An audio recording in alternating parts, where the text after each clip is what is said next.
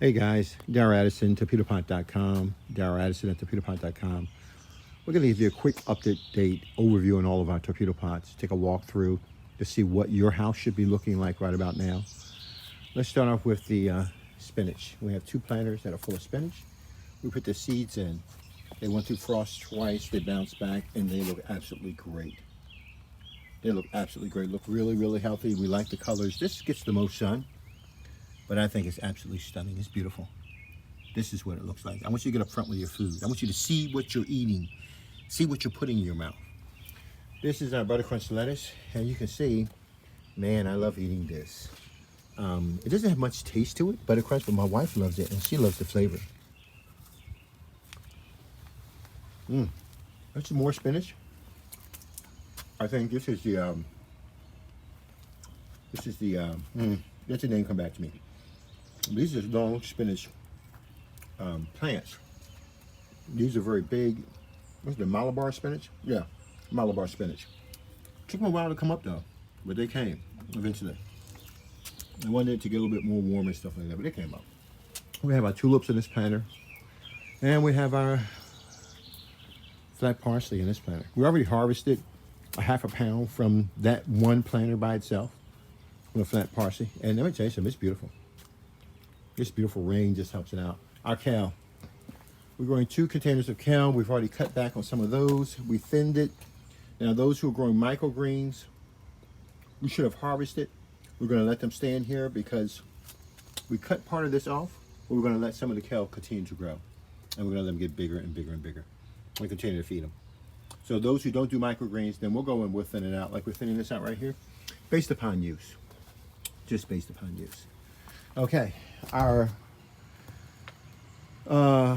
this is the planters that we were telling you about that we have was underneath a window. It's got a heating vent underneath there, and it gets no sunlight.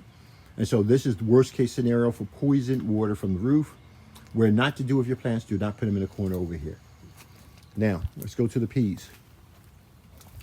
We took the peas and we put 50, above 50 in each planter, and they have been doing fantastic.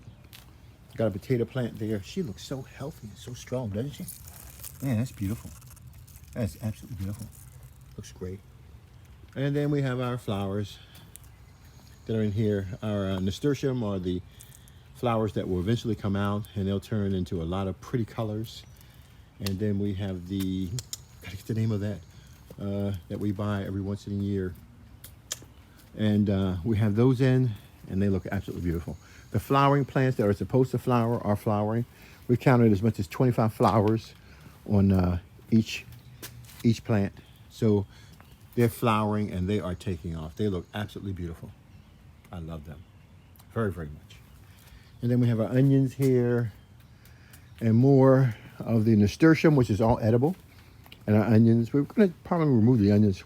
We've got some strawberry plants, like about 400 of them. And we got a good deal, strawberry plants.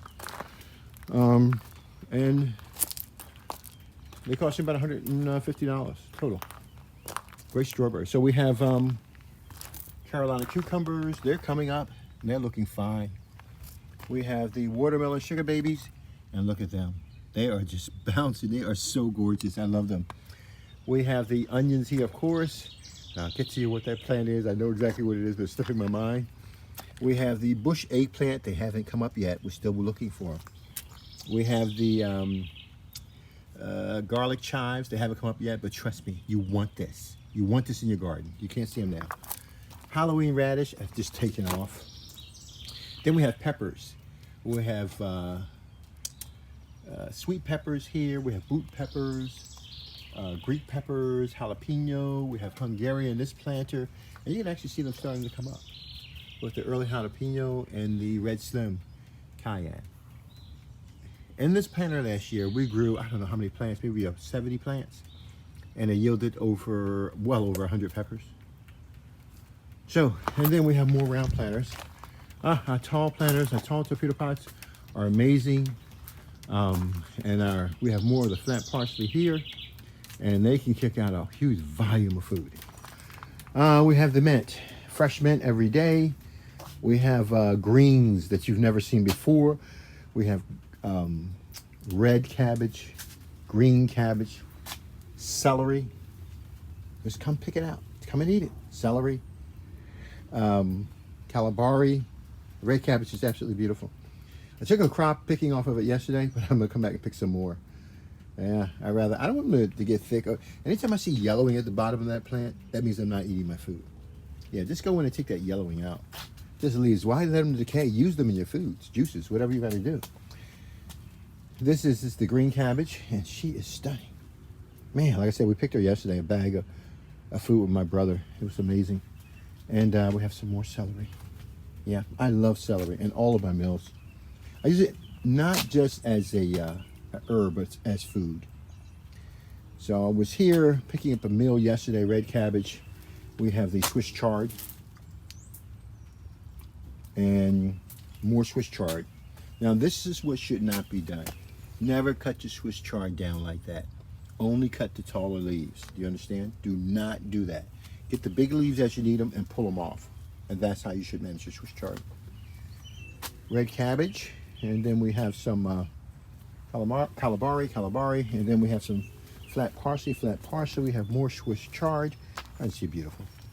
And in torpedo pots, we also have the lilac, the infamous lilac. And we'll talk about that, but you need to have these. These are tomato plants that are running right now. We have these tomato plants, and there's about 20 tomato plants in each planter that are running, and they are doing a fantastic, fantastic job. So this is no review to get you to see what's going on. I forgot my beets. I love my beets. You see, they're going to seed. Isn't that amazing? They're really trying to go to seed. Man, I need to cut that off real quick.